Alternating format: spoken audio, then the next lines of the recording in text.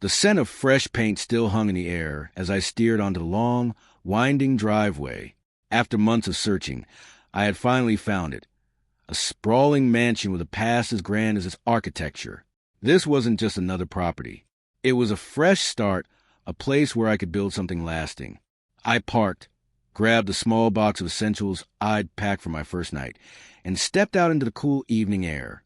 A slow smile spread across my face. This was it. Home. I climbed the wide stone steps, reaching into my pocket for the heavy antique brass key. But when I approached the massive oak doors, something caught my eye. A faint light flickered from one of the downstairs windows. That was odd. The electricity wasn't supposed to be activated until the next day. Maybe the former owners had left something behind. I slid the key into the lock, turned it, and pushed the door open. The creak echoed through the cavernous foyer. "Hello," I called, my voice swallowed by the towering ceilings. "Is anyone here?" Out of nowhere, a woman appeared at the top of the sweeping staircase. She looked to be in her late 50s, dressed in a perfectly pressed twin set, her blonde hair styled immaculately. She stared down at me with a mix of outrage and disbelief. "And just who are you?" she demanded sharply. "How did you get into this house?" I blinked, caught off guard.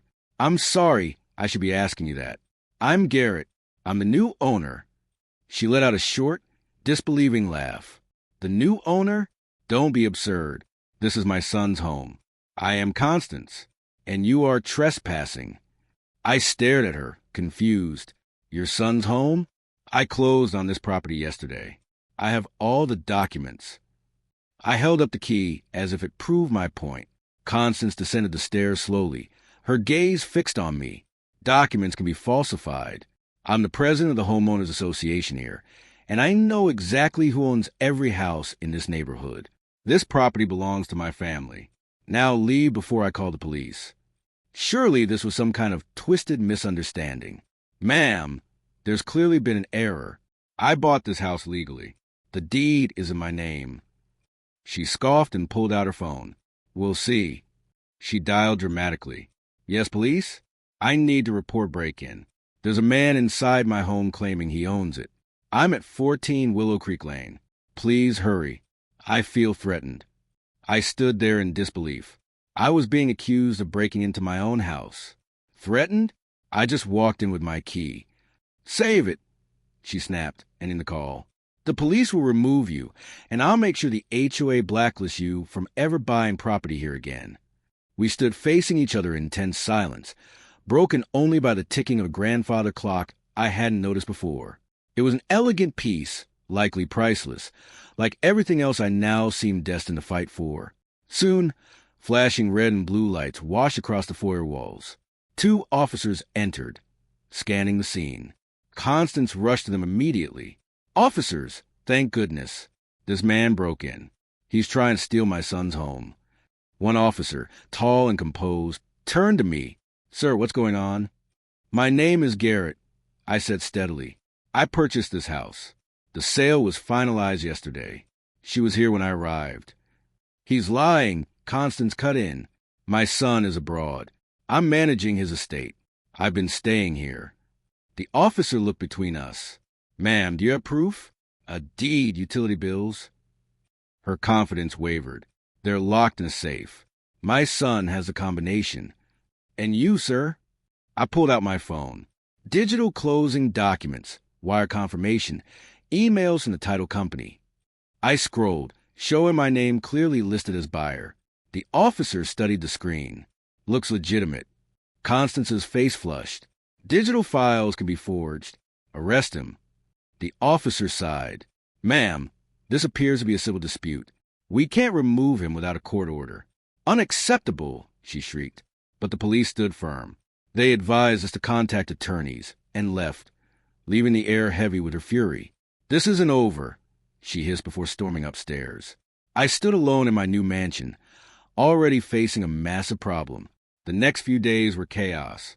Constance's lawyers filed an emergency injunction to have me removed, accusing me of fraud. My attorney confirmed the purchase was airtight. The seller was reputable. The title was clean. Yet we were summoned to court.